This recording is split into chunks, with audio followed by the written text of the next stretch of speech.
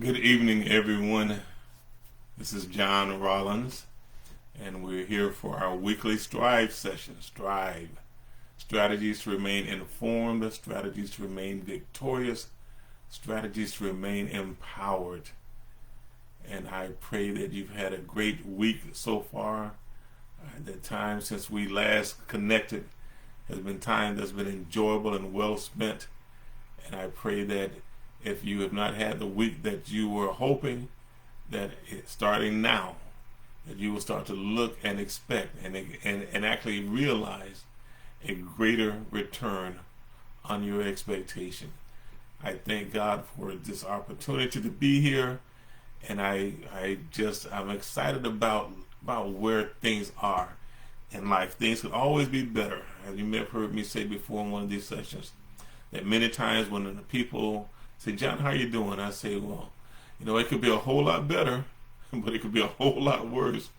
And so I'm just grateful. I'm grateful for the lot that I've been dealt, the life that I'm living. And I hope that you will adopt that same mindset, that you're just grateful. There's something about having a heart of gratitude that just brings life to life. All right. So again, this is our Strive session. Strategies to remain informed, strategies to remain victorious and empowered. And our thought for this session is actually more of a question. And if you read it in the description, it says, "Where does it hurt?" Where does it hurt? And maybe you've hurt someone, or maybe someone has asked you that question before. But today we're going to talk about the different sources of the pain that a lot of people deal with. Okay, and so we all know about the physical pain. We'll talk about the physical pain. We know about the emotional, the mental pain. But there's also things such as a spiritual pain. And so if you've ever been hurt, I don't know if you've ever had maybe an ailment, maybe something similar to the flu, and somebody says, "Well, where does it hurt? Tell me what's going on." And they say, "I hurt all over." Well, that many times that could be a result of a physical condition.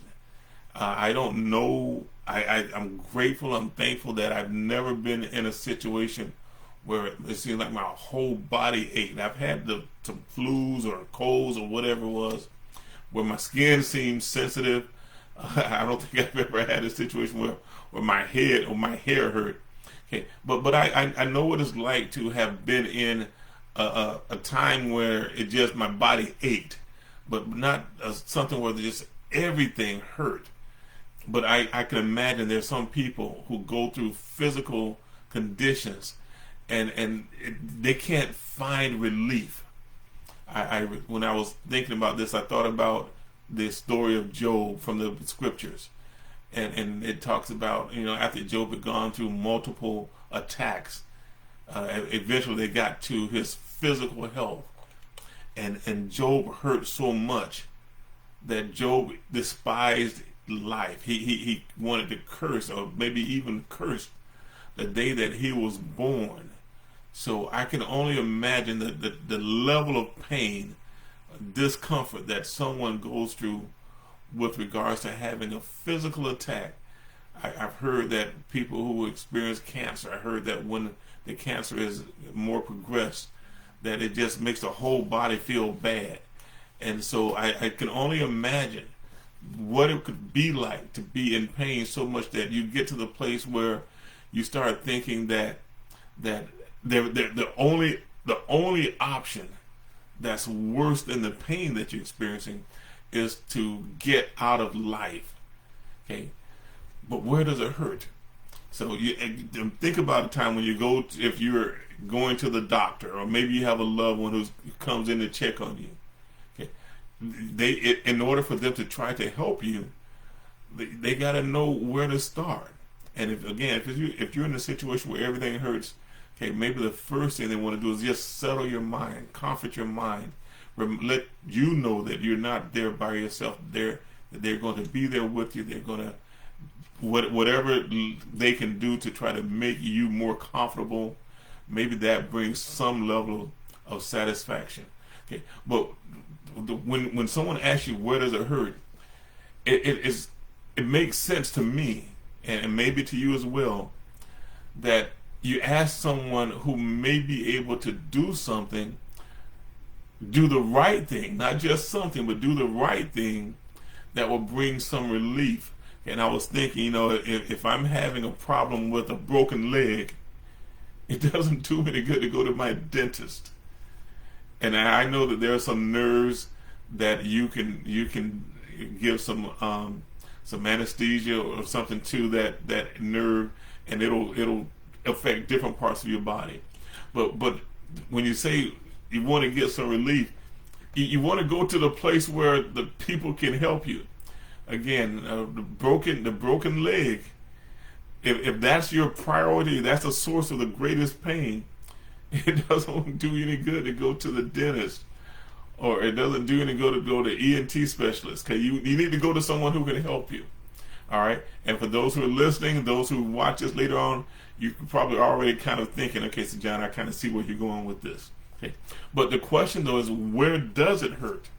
Okay, so that's the physical pain. That's the attack to the body. That's the attack to the organs, the attack to the limbs. Those types of things, those conditions, that just cause pain. And once again, I've heard of situations where people, because of the level of pain that they were enduring, many of them wanted to get out of it. Okay, but I believe, and I think you all might agree with this, that a physical condition, many physical conditions, let's say it this way, many physical conditions, there are ways to overcome the level of pain that you might be dealing with. Okay, you have some type of medication that you may be able to take that will block the pain triggers, the sensors. You may be able to get surgery to remove the source of the pain. Now, many times there's a lot of things that we can do to deal with the physical pain. And so the reason that I stress that, because you may be familiar with the old saying, sticks and stones may break my bones, but words don't hurt. Well, and you've heard me say this before on the previous Strive sessions, that emotional pain sometimes has a greater impact on our psyche, our well-being, than the physical pain. And so once again, though, it's once we realize that we're suffering, we need to start finding out where's the pain. Okay, if it's emotional, then the next question is, so what is the source of that pain? What is the source of that anguish, that anxiety, that discomfort? Okay, so it's not enough to identify that you are hurt. It's not enough to identify where the hurt is coming from. Okay, but why? Why am I experiencing this discomfort? Because I have come to understand, and this is just from my observations of different things, my interacting with different people, that a lot of times the emotional pain is more damaging than the physical pain. Okay, and I know I'm not telling you something that you don't already know. Okay, but we're trying to figure out, how do we identify and then start to address where that pain is coming from? Because if you don't know what the source is, then whatever measures you may be taking may not be addressing what it is, what's the real cause of the pain. Remember, we talked about you have emotional pain. You're trying to figure out, how can you deal with it? But instead of going to the specialist, okay, let's go back to that broken leg. Instead of going to someone who is able to put the pins in your leg, who's able to put the cast on the leg, to give you some crutches to help you to go through rehab, whatever. Instead of going to them, you go to the wrong doctor, and the doctor may give you some pain medicine, but your leg's still broken. Okay, so we have to identify where the pain is, and then where the pain is coming from. Why am I hurting? What is the source of this emotional trauma, and I'll use that term, that I'm dealing with? Because I'm learning now that so many people are dealing with some traumatic situations in their lives. They are able to walk through, they're able to live through, they're able to function Okay, but they are hurting. So, and what's disturbing to me is that the pain that we used to expect with adulthood or with upper adolescence or the young adults, the teens, or the older students, older people, we're now seeing some of that trauma being passed down to our children. Our children are hurting. And so, and then those who are assigned to care for them, many times they aren't equipped to deal with some of the emotional trauma that our youth are experiencing. So I think I've kind of framed that well enough for you. And I also came to understand that there's also, so you have physical pain, you have emotional pain, there's also spiritual pain. There's spiritual pain that people deal with. Okay, but here are some of the things that accompany some of the emotional pain. Okay, and now I'll tell you some of the sources of some of the spiritual pain when I finish this. But here's some of the things that accompany some of the emotional pain. I found this on the Psychology Today website. Okay, it says aggression and violence is an accompaniment to some of the emotional pain. So when you see people acting out, you see people reacting to the stuff that they're dealing with, it's not so much that they are bad individuals, but that is their coping mechanism for dealing with some of the emotional pain. If somebody hurts you, if you have an injured limb or something in your body, somebody touches it, it's discomforting. Okay, but they can move that, and then they can let you know that can't you see I'm wearing a cast? Okay, but when the people are dealing with that emotional thing, the stuff that you can't touch, the stuff that you can't put your hands on, this that's not so easily identifiable, then the way that people react to try to protect themselves is many times to lash out. So you hear the aggression, you hear about the violence, you hear about the alcohol or the substance abuse. These are the ways that people are trying to cope with their emotional pain, their emotional trauma. And remember, I said this just doesn't just affect the adults. This affects the youth. Okay? Attempted suicide is one of the things that people do to try to deal with some of that emotional trauma, the emotional pain. Compulsive behaviors like shopping, spending money that you don't have, gambling, taking risks that are not wise, or sex addictions, okay? Eating disorders, risky behaviors, hurting themselves, self-harm, like maybe the cutting, or those types of things. And then they have the suicidal thoughts. And we're going to have to stop this. Okay, I try to do this in about 15 minutes. But I want to tell you, okay, some of the sources of spiritual pain: fear, anxiety, grief, guilt, depression, unmet spiritual needs. These are all things that cause spiritual pain for people who are around you every day. People who are looking you in the eyes, people you're looking at them in their eyes. Okay, people who are meeting serving you at work, or maybe they are your customers. Okay, but they are a lot of people are dealing with pain at so many different levels. Okay, and so I'm going to end with this. Again, I found this from Psychology Today, but here are 5 ways that emotional pain is worse than the physical pain, and that each one comes with an explanation. I'm not going to go through the explanation today for the sake of time. Okay, but here are some ways that emotional pain is worse than physical pain. 1, memories trigger emotional pain but not physical pain. Okay, memories, if you've ever been hurt, you may remember the incident, okay, but it doesn't once that arm is healed, that leg is healed, or whatever, the shoulder is healed, okay, you may think about it, but it doesn't start it hurting again. Whereas with emotional pains, when you think about that thing again, sometimes you relive that entire situation over again in your mind, and you experience all the emotions that were associated with it from the very first time that it occurred.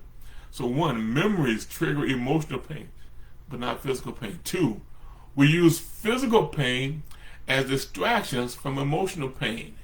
Okay, you don't find many people who use emotional pain to try to get over physical pain. They may use an emotional emotional approach to overcome physical pain, but they don't use emotional pain to try to overcome physical pain. So, but we use physical pain sometimes to try to distract us from the emotional pain. Okay, that's number two. The third one, physical pain gets more empathy from emotional pains. People who are dealing with emotional pains, they tell them, look, you're too old for that. You shouldn't be going through and putting up with that. Look, you should have learned how to deal with it now. Hey, look, everybody got problems. You don't get the same level of empathy for emotional pain that you do for physical pain. Number four, emotional pain echoes in ways that physical pain does not. Okay? Now, what do we mean by that? Emotional pain has a way of coming up on anniversaries, and it goes back and you relive that entire situation over again. Let's say that on Christmas or near the holidays, something really traumatic happened to you on an emotional level. Well, just about every year around that time, you start thinking about it again. Emotional pain echoes in ways physical pain does not. And finally, number five, emotional pain, but not physical pain, can damage our self-esteem, our long-term mental health. When we're injured, okay, that may impact us physically, but many times it doesn't impact us emotionally. Many times it does not. But when we have a traumatic incident that affects us on an emotional level, that thing has a way of kind of crossing over to other areas of our lives, and it has long-term mental impact, and not necessarily in a positive way.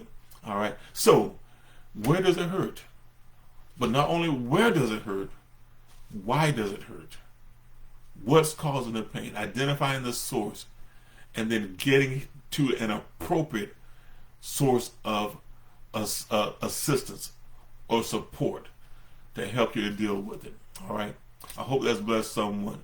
All right, because I know people are hurting, and we don't want to be in a position to provide support and not acknowledge that there's the physical, but there's also the emotional and the spiritual pain that many people are dealing with. All right. Hey, this is John with the Strive Session. Strategies to remain informed, strategies to remain victorious, strategies to remain empowered. All right. And so we end the way that we love to end. If you've not had someone to come into your life to remind you of your greatness, to affirm your greatness, to tell you just how awesome you are, to let you know that if you were not here, their world would not be the same. I welcome that opportunity. Today, tomorrow, and forever, you are important. Okay, and I'll say this too.